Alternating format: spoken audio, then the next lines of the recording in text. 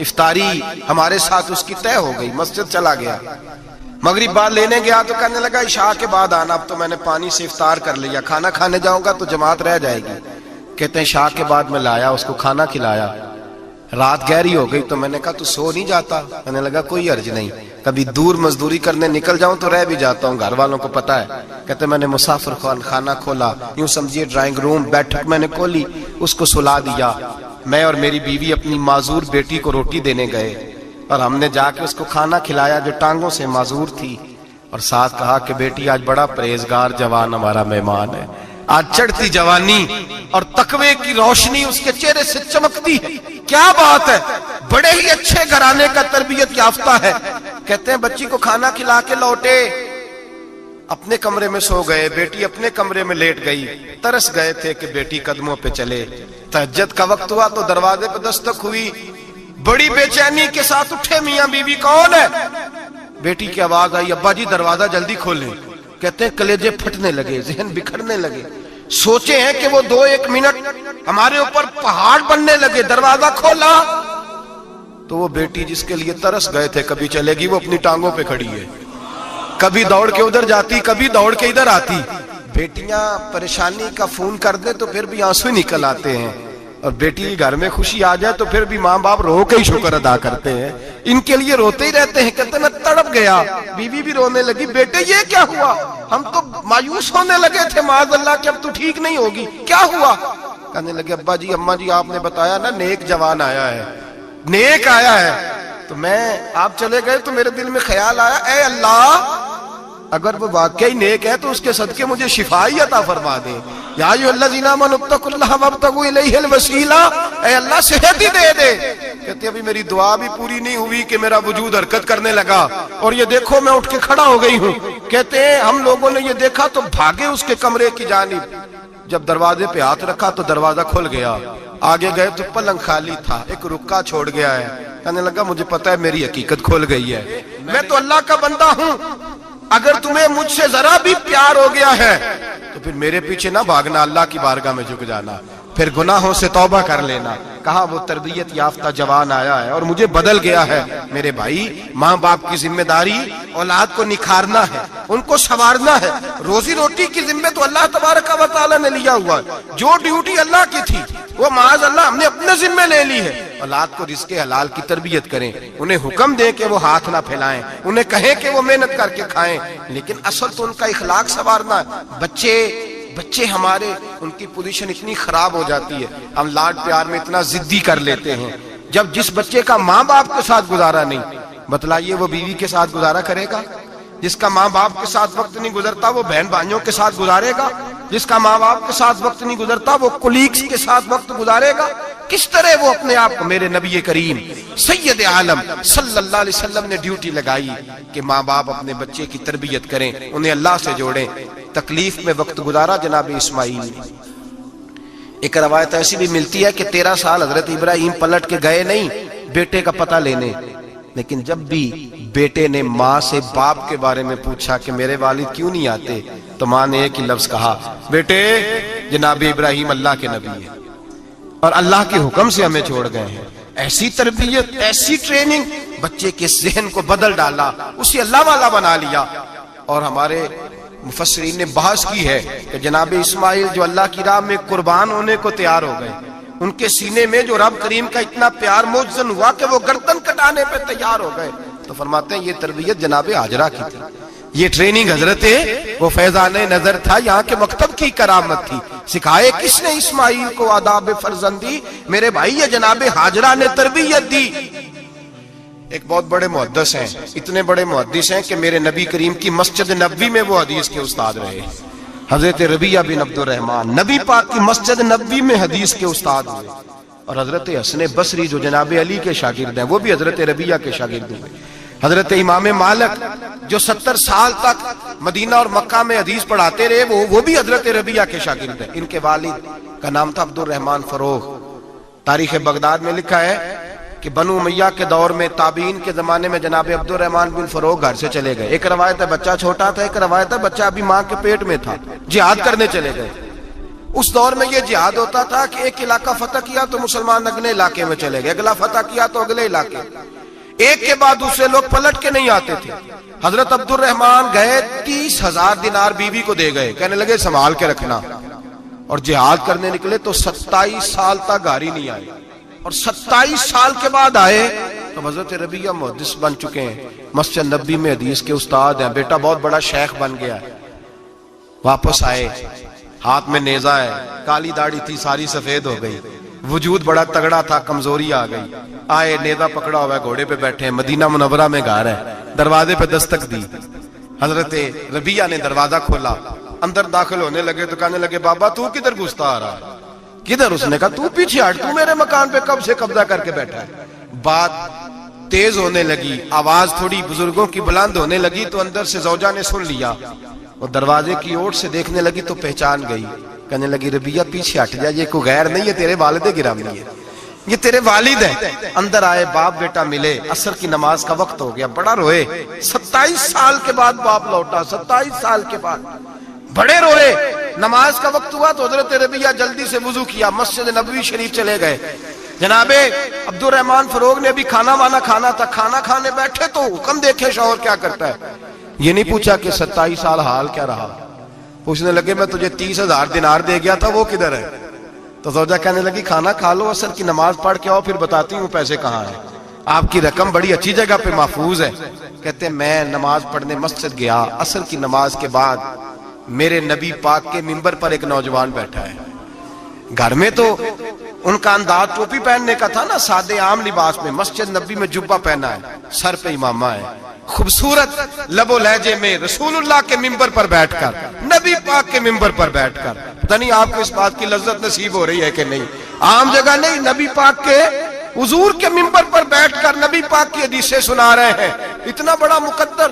کہتے ہیں حضرت امام مالک جیسے لوگ، خواجہ حسن بصری جیسے لوگ کاغذ قلم لے کے حدیثوں کی سماعت کر رہے ہیں، ان سے درس لے رہے ہیں۔ جناب عبد الرحمن کہتے ہیں میری نظر اٹھی، کچھ بوڑھا ہو گیا تھا، کچھ اس وقت وہ ٹوپی میں سادے لباس میں تھے، پہچان نہ پایا۔ ایک شخص سے پوچھا یار ہے تو جوان پر اس کے چہرے کی نورانیت میرے دل کو بھا گئی ہے تو جوان پر اس کا حدیثیں بیان کرنے کا انداز میری طبیعت کو گھائل کر گیا، یہ کون ہے جو نبی پاک کی مسجد میں بیٹھ کے حدیثیں بیان کر رہا ہے؟ تو کہتے ہیں امام مالک کہنے لگے بابا جی چپ کر جاؤ، ہمارے استاد کے بارے میں اونچے لب و لہجے میں بات نہ کرنا، دیکھتے نہیں کتنے کتنے لوگ بیٹھے ہوئے خاموشی سے۔ تو میں نے کہا مجھے بھی تو بتا دو نا ہے کون؟ تو کہنے لگے کوئی عبد الرحمن فروغ نام کے بزرگ ہیں، یہ ان کے بیٹے ہیں، ربیہ نام ہے۔ کہتے ہیں جب لفظ کہے تو میرے آنسو چھلک کے باہر آئے اور میں حضور کی مسجد میں گر گیا اور رونے لگا کہ یہاں اور میرے رسول پاک سید عالم صلی اللہ علیہ وسلم کے منبر پر اور میرا بیٹا۔ کہتے ہیں میں تڑپ کے گھر گیا اور گھر جا کے میں نے اپنی بیوی کو جب دیکھا تو میرے آنسو نکل گئے، میری بیوی سمجھ گئی کہ یہ میرے محدث بیٹے کو دیکھ آیا ہے۔ کہتے ہیں بیوی رو کے کہنے لگی میں نے آپ کے 30,000 دینار آپ کے بیٹے کو مصطفیٰ کریم کی حدیث کا استاد بنانے میں خرچ کر دیے، میں نے وہ 30,000 دینار خرچ کر دیے، 30,000 دینار آپ کا بیٹا میں نے۔ تو کہتے ہیں میں اپنی بیوی کی طرف دیکھنے لگا، میں نے کہا قربان جاؤں، میں اگر اللہ کے دین کے رستے میں تھا تو نے میرے ساتھ نیکی کی ہے، میرا بیٹا بھی دین کے رستے پہ لگا دیا۔ میرے بھائی اللہ سے جوڑا ان لوگوں نے اپنی اولادوں کو، رب کریم والا بنایا ان لوگوں نے اپنی اولادوں کو۔ اور پھر جب ارشاد فرمایا کہ چھوٹی چھوٹی برائی، ایک لقمہ حرام سے بھی وہ لوگ بچے، اور پھر جو آیت نمبر 18 نے کہا کہ وَلَا تُصَغِّرْ خَدَّكَ لِلنَّاسِ، بیٹے منہ پھیر پھیر کے نہ جا، پھیر پھیر کے نہ جا۔ اگر آپ ناراض نہ ہوں تو ہم تربیت دیتے ہیں، کہتے ہیں اس بچے کے ساتھ نہ پھرا کر، یہ غریب ہے، اس کے ساتھ نہ پھرا کر۔ وَلَا تَمْشِ فِي الْأَرْضِ مَرَحًا، حضرت لقمان بیٹے سے کہتے ہیں منہ پھیر پھیر کے لوگوں سے بات نہ کر اور اکڑ اکڑ کے نہ چل۔ إِنَّ اللَّهَ لَا يُحِبُّ كُلَّ مُخْتَالٍ فَخُورٍ، اللہ کو وہ پسند ہی نہیں جو اکڑ اکڑ کے چلے اور اترائے۔ ابھی بھی رواج ہے، کہتے ہیں دوستی لگانا تو اپنے برابر کے دوستوں سے، ایسے نہ ہو ہمارا سٹیٹس ہی نہیں، ابھی بھی وہ فرق جو تو سید بھی ہو، مرزا بھی ہو، افغان بھی ہو، تم سبھی کچھ ہو، بتاؤ کہ مسلمان بھی ہو۔ عاجزی کا درس دیا اپنی اولاد کو، عاجزی کا، ان کو ادب سکھایا، ان کو انکساری سکھائی، لوگوں کے اندر مل بیٹھنے کا درس دیا۔ جو آدمی انکساری والا ہوتا ہے، عاجزی والا ہوتا ہے، یوں سمجھو اسے شہد لگا ہوا ہے، دنیا خود اس کے پیچھے بھاگ بھاگ کے آتی ہے۔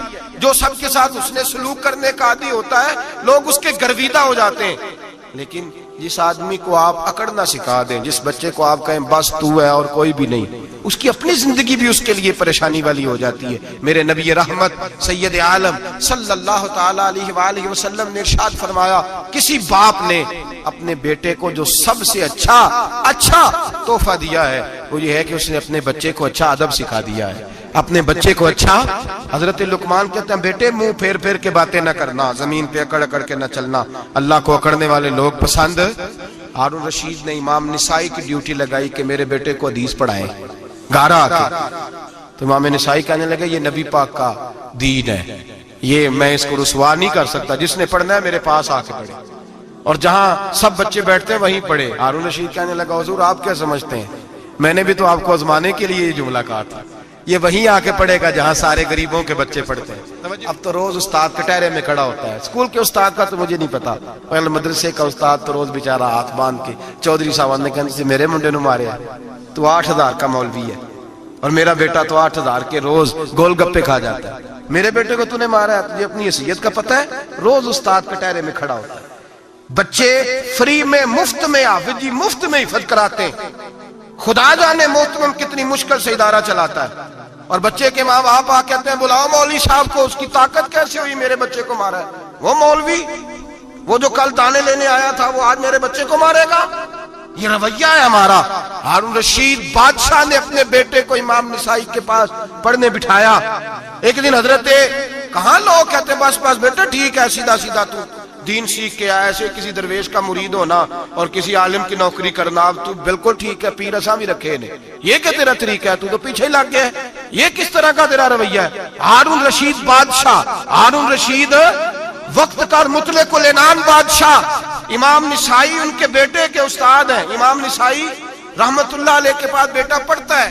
ہارون رشید گزر رہا تھا تو بیٹا وضو کرا رہا ہے، شہزادہ وضو کرا رہا ہے استاد جی کو اور پیر دھلا رہا ہے. ہارون رشید گھوڑے سے گزرا تو اس نے دیکھا خانقاہ کے باہر مدرسے کے باہر استاد جی وضو کر رہے ہیں اور بیٹا وضو کرا رہا ہے، سراہی پکڑی ہے، لوٹا پکڑا ہے، استاد جی پیر دھو رہے ہیں. ہارون رشید غصے سے اترا، ساتھ بہت سارے سپاہی تھے، انہوں نے کہا کہ یہ مولوی کو مارے گا، مولوی کو مارے گا کہ تو کس طرح میرے بیٹے سے یہ کام کاج کرا رہا ہے. کہتے نیچے اترے اور ہارون رشید نے جا کے نا زور سے ایک تھپڑ اپنے بیٹے کے چہرے پہ مارا.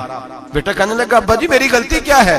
فرمانے لگے تجھے پتہ ہی نہیں تو کس شخص کے پاس پڑھتا ہے، تو پانی ڈال رہا ہے، تیرے استاد کو اپنے ہاتھوں سے اپنے پیر دھونے پڑ رہے ہیں. بیوقوف، ایک ہاتھ سے پانی ڈال اور دوسرے ہاتھ سے استاد کے پیر دھو. تجھے پتہ ہی نہیں کہ یہ شخص جب نبی پاک کی حدیثیں بیان کرتا ہے تو کنیوں کو مصطفیٰ کا دیدار نصیب ہو جاتا ہے. یہ پتہ نہیں تو کس محدث کا شاگرد ہے، ایک ہاتھ سے پیر پہ پانی ڈال دوسرے ہاتھ سے دھو.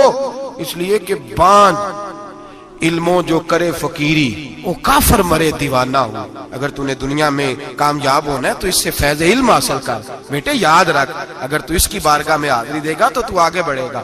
حضرت عمر بن عبدالعزیز کتنا بڑا شخص ہے، ثانی عمر کہا گیا، ثانی عمر کہا گیا. حضرت عمر بن عبدالعزیز رحمت اللہ علیہ حضرت صالح بن کسان ایک محدث تھے مدینے کے، ان کے شاگرد تھے.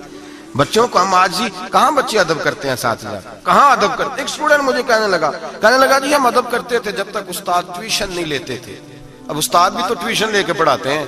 اور میں نے کہا خدا کے بندے کیا دے سکتا ہے تو استاد کو؟ حضرت علی فرماتے ہیں جس نے ایک لفظ پڑھایا مجھے گلی میں کھڑا کر کے بیچ بھی سکتا ہے. تو نے قیمت کیا ڈالی ہے؟ استاد کچھ بھی کر لے، استاد نے تو استاد ہی رہنا ہے نا میرے بھائی. لیکن وہ لب و لہجہ ہمارا موجود ہے. مجھے ایک دفعہ میرے کالج کے لوگوں نے بلایا، کہنے لگے آپ یہاں بھی پڑھے ہوئے ہیں اور مدارس میں بھی تو ذرا فرق بیان کریں، کالج کا اور مدرسے کا کچھ بیان کریں. میرے ٹیچرز بھی تھے بہت سارے، تو میں نے کہا معذرت کے ساتھ یہاں تو بڑا مشکل ہو جائے گا بات کرنا، لیکن ایک جملہ میں نے مدرسے اور کالج میں ایک فرق محسوس کیا ہے. ہمارا مدرسے کا طالب علم آج بھی ہمارے جوتے اٹھا کے آگے رکھتا ہے، وہ آج بھی استاد کی موٹر سائیکل کو ٹاکی مارتا ہے، آج بھی صاف کرتا ہے. ہمارا مدرسے کا طالب علم آج بھی استاد کو پشت نہیں کرتا. لیکن کالج کا طالب علم پوچھتا ہے اسلامی اطلاع آیا ہے، انگریزی والا آیا ہے. میں نے کہا اس کے تو لب و لہجے میں ادب نہیں ہے. اس لیے میں نے دونوں جگہ وقت گزارا تو میں سمجھا ہوں بڑے حالات خراب ہیں مدرسوں میں بھی. اب وہ کیفیت نہیں رہی جو بزرگوں کی تھی، لیکن پھر بھی اگر ادب ہے تو مدارس میں ابھی بھی ہے. ابھی بھی خانقاہوں میں ادب ہے، یہاں ابھی بھی خیر کی توقع موجود، وہاں سے تو رخصت ہو گیا، وہاں تو معاملہ اور طرح کا ہو گیا الا ماشاءاللہ۔ حضرت عمر بن عبدالعزیز جناب صالح بن کیسان کے پاس پڑھتے تھے، اسٹوڈنٹ تھے، اور پھر بعد میں آپ ان کے مرید بھی ہوئے، باقاعدہ درس لیتے تھے طریقت کا۔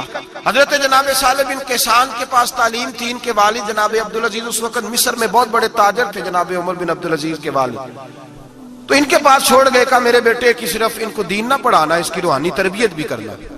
ایک دن استاد جی نے عصر کی نماز کا سلام پھیرا تو حضرت عمر بن عبدالعزیز کھڑے ہو گئے، ایک رکعت ان کی رہتی تھی پیچھے، تو آپ نے نماز کے بعد بلایا اور بڑے میٹھے لب و لہجے میں کہا عمر کیا بات ہے تیری ایک رکعت رہ گئی؟ تو کہنے لگے استاد جی میں کنگھی کر رہا تھا، شیشے کے آگے کھڑا تھا، تو آئینہ دیکھتے دیکھتے بال سوارتے سوارتے مجھے پتہ ہی نہیں چلا، جب آیا ہوں تو لیٹ ہو گیا۔ حضرت صالح بن کیسان رحمت اللہ علیہ نے ان کے والد کو مصر میں خط لکھا، فرمایا آپ کا بیٹا میری پوری فرما برداری نہیں کرتا، کل کو مجھے نہ کہنا تربیت صحیح نہیں ہوئی۔ آج فلاں تاریخ کو اس نے ایک رکعت پوری چھوڑ دی ہے جماعت کے ساتھ، اس لیے کہ وہ کنگھی کر رہا تھا بالوں کی، پوری رکعت چھوڑ دی ہے۔ ابا جی بہت بڑے تاجر تھے، پر انہوں نے یہ نہیں کہا کہ مولوی تو پاگل ہو گیا ہے، اس کو تو پتہ ہی نہیں کیا ہو گیا، ابھی بچہ ہو جائے گا سیانا، کوئی بات نہیں ٹھیک ہو جائے گا۔ حضرت عبدالعزیز نے وہاں سے ایک شخص بھیجا پیسے دے کے، گھوڑا دے کے، فرمایا مدینے جاؤ، اور سیدھا مدینے آیا۔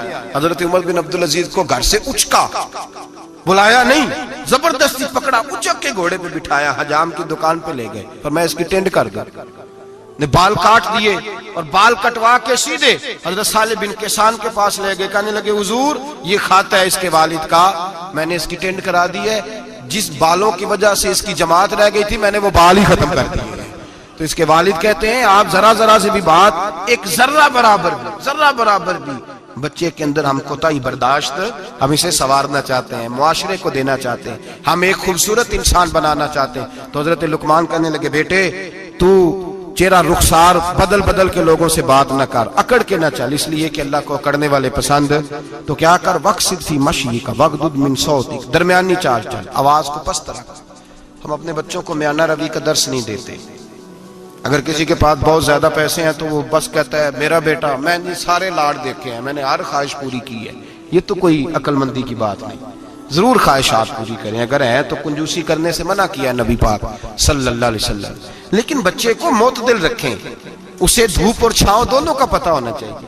اگر زمانے میں کبھی کڑی دھوپ آ جائے تو اسے اندازہ ہو کہ میں نے یہاں کیسے کھڑے ہونا ہے، اس کو درمیانہ اور میانہ روی کا اسے درس دیں، اسے پتہ ہو، وہ نرم دل بھی ہو اور برائی کے مقابلے میں ڈٹ جانے کی طاقت بھی رکھتا ہو۔ بچے کو درمیانہ رستہ، میرے نبی کریم علیہ السلام نے فرمایا ما عالم نقتصد، جو درمیانی چال چلتا ہے وہ کبھی تنگ نہیں ہوتا، اور خیر الامور اوسطها، سب سے بہترین رستہ وہ ہے جو درمیانہ ہوتا ہے، اس میں افراط و تفریط نہیں ہوتی۔ بچوں کو درمیانہ پن سکھائیں، ان کو ان کے لب و لہجے کے اندر ایسا مزاج پیدا کریں کہ جس کے اندر وہ اپنی دو چیزیں زندگی میں بڑی ضروری ہوتی ہیں، ان کو کبھی نہیں بھولنا چاہیے۔ ایک تو یہ کہ ہمارا کوئی وارث ہونا چاہیے، ہمیں لاوارث نہیں ہونا چاہیے۔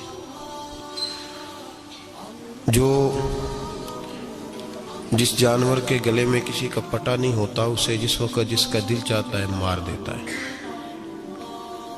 اور جس کے گلے میں کسی کا پھٹا ہوتا ہے بچا رہتا ہے۔ تجھ سے در در سے سگ، سگ سے ہے مجھ کو نسبت، میری گردن میں بھی ہے دور کا پٹکا تیرا۔ ایک تو وارث والا بندے کو لوارث نہیں ہونا چاہیے، اور دوسرا اسے یہ بھی احساس ہونا چاہیے کہ میرے وارثوں کی میری طرف توجہ کتنی زیادہ ہے، میری طرف توجہ کتنی زیادہ ہے۔ اللہ بڑا مہربان ہے، بڑا کریم ہے، بڑا رحیم ہے، لیکن وہ کہتا ہے میری توجہ تو کرانا اپنی جانب، تو آ تو صحیح نا مسجد میں، میری توجہ کرانا، تو نماز پڑھے گا تو میں تجھے ثواب دوں گا، تو روزہ رکھے گا تو میں تجھے اجر دوں گا، تو حقوق العباد پورے کرے گا تو میں تجھے معاف کروں گا۔ یہ تھوڑی بات ہے کہ اللہ بڑا مہربان ہے تو ہم گھر میں بیٹھے رہیں تو رحمت چھلک چھلک کے آئے گی، اس میں شک نہیں، لیکن وہ کہتا ہے تجھے ماننا تو پڑے گا نا، اگر تو نہیں مانے گا تو تجھے سزا دوں گا۔ ایک تو وارث والے بنے، لاوارث نہ بنے، اور دوسرا یہ خیال کریں کہ اگر میرا کوئی وارث ہے، میرے اگر کوئی आका हैं तो मैंने किस हद तक उनकी तवज्जो अपनी जानिब कराई है। आला हज़रत फरमाते हैं कैसे आकाओं का बंदा हो रज़ा, बोल बाले मेरी सरकारों के। निस्बत बंदे को बचा देती है। जब किसी का कोई वारस होता है तो लोग कहते हैं सत्य खैरा, मैं कहता हूँ उसे सारी खैर ही होती है। 7-8 नहीं, सारी खैर ही होती है। मुझे दुश्मनों न छेड़ो, मेरा है कोई जहां में। जब कोई वारस होता है ना तो फिर इंसान बचा रहता है। बहुत सारी चीजें तो वैसे ही वारसों के खाते में चली जाती हैं, इधर आती नहीं। बहुत सारी चीजें तो वैसे वारसों के खाते में चली जाती हैं, वारसों के खाते में। हजरत बाबा बुल्ले शाह साहब फरमाया करते थे, बुल्ले शाह दियो जाने मैनू अपनी तोड़ निभा लेंदे।